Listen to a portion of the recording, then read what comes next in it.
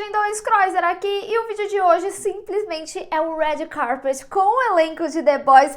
Gente, essa oportunidade foi única assim na vida, porque eu nunca fiz Red Carpet, então vocês vão ver que eu até fiquei um pouquinho nervosa. E só pra contextualizar vocês, né, recentemente o elenco de The Boys veio pro Brasil pra fazer toda a divulgação do último episódio da terceira temporada. Lembrando vocês que a quarta temporada já tá confirmada, e aí eu tive essa oportunidade de fazer o Red Carpet. Foi meu primeiro Red Carpet e assim, gente, de verdade, eu ainda não acredito no que aconteceu. Todos foram incríveis, eles estavam super animados, eles estavam felizes de ver a gente, sabe? E ver o sucesso que a série faz aqui no Brasil. E lá no Red Carpet a gente só tem a oportunidade de fazer uma pergunta pra cada um. Mas mesmo assim eu consegui falar bastante com eles, também falei com o criador da série. E gente, eu só tenho a agradecer vocês e também a Prime Video pela oportunidade que foi fazer esse Red Carpet. Sei que eu preciso melhorar algumas coisas, mas eu só tenho gratidão e eu espero muito que vocês gostem do conteúdo aqui do vídeo. Mas antes, não esquece de se inscrever aqui no canal e clicar no sininho pra receber notificação pra quando tiver um vídeo novo, que eu sempre trago as novidades dos filmes e das séries aqui pra vocês o quanto antes. Teve cobertura semanal de The Boys, muito provavelmente no futuro, na quarta temporada, vamos falar mais ainda, quando sair trailers e etc. Eu simplesmente amo The Boys, inclusive confere aí a análise do último episódio, mas fiquem com esse Red Carpet, me dá essa força e eu espero que vocês gostem. He has a perspective change this season. He doesn't want to be saved by Annie anymore. He also seems to enjoy the powers from V24. And also when Adrian apologized for Robin, he didn't take it very well. Do you think the character motivation has changed? No, I don't think so. I think we've seen a lot of... I think Huey's always had an anger in him. We saw it in season 1 where he's like punching walls and, having fantasies of yelling at people and confronting them, but never actually having the courage to do it. I think he has a bit of... we all have ugly parts of ourselves that we don't like, and I think he has a bit of toxic masculinity deep inside of him.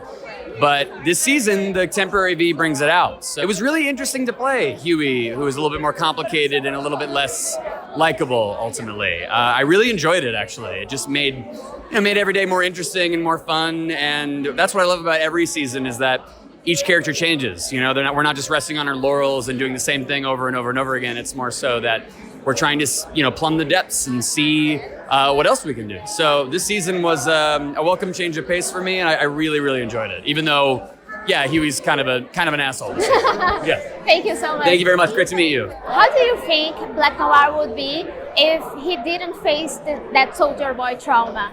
Would be a hero like Annie or more like others? I think Black Noir would be more like Annie if he didn't have to deal with Soldier Boy. Because he had ambitions, he had a good heart and a good soul, and he still does. But his fight with Soldier Boy changed his life, and it put him on a different trajectory. And so hopefully he can find his way back to that or find some semblance, but I think he's definitely more like Annie deep down inside. How was it for you to prepare for the music scene? When you were first casted for The Boys, did you imagine do something like that?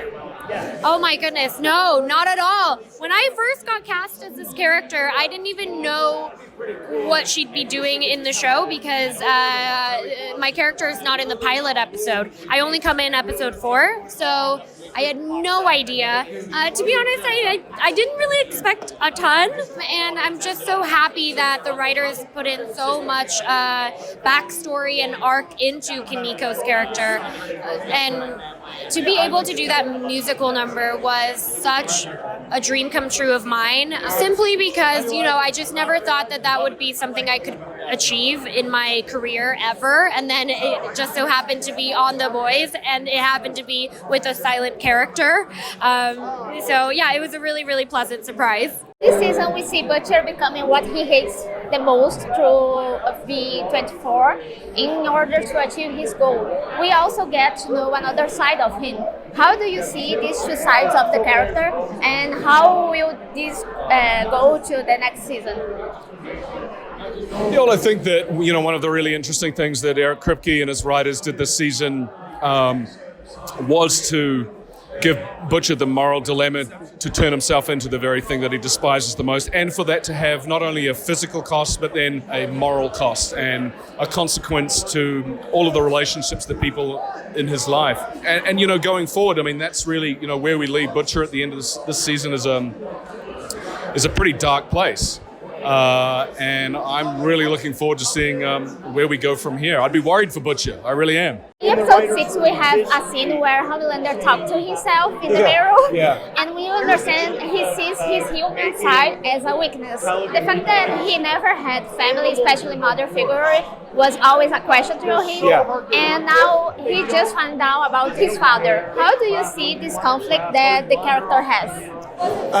Yeah, well, like you said, he's never had parents. He was raised basically in a lab, which is not good for any child.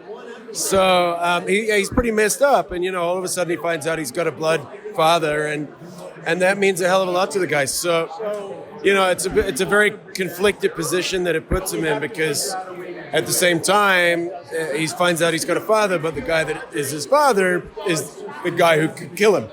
So that's a big problem. It's not your average family, that's for sure. So it all comes to a head in the last episode, and I cannot wait for you guys to see it. Soldier Boy got literally frozen time. Make a parallel between you two. What do you think will be your generation conflict? There's a lot of issues going on, and I think that's one of the reasons why there's so much great material to write for the boys, because it is satirical, and there's just there's a lot to pull from. One of the greatest I think issues for my generation is to impress upon the younger generations the failures that we endured as a generation, and not just impress upon what worked, but impress upon how we failed and where you can do better, where they can do better. Listen, I have 3 children, and I think about this quite often, like how the world's going to look when they're older, and what can I do to help that? What can I do to make sure that it's something that A, I recognize, but B, is safe and healthy for a young generation. And it's a fight that we'll fight till the end, till we're dead. It's a fight that every generation will fight. But I think that if we can learn from our mistakes and learn from history, then we're bound to be in a better place. But we have to learn. This season has a feeling of no return, and further intensification of the story with the 4th season already confirmed. What can we expect for the next one? I think things will continue to get even more tense. The characters are going to be in even tighter corners. The season finale actually will give a lot of clues about the story we'll be dealing with next season. I think Butcher has a really big problem on his shoulders. I think Victoria Newman, Claudia, wherever she is really in a position of power next season. That's very scary. So, I think the boys have their work cut out for them to try to save the world.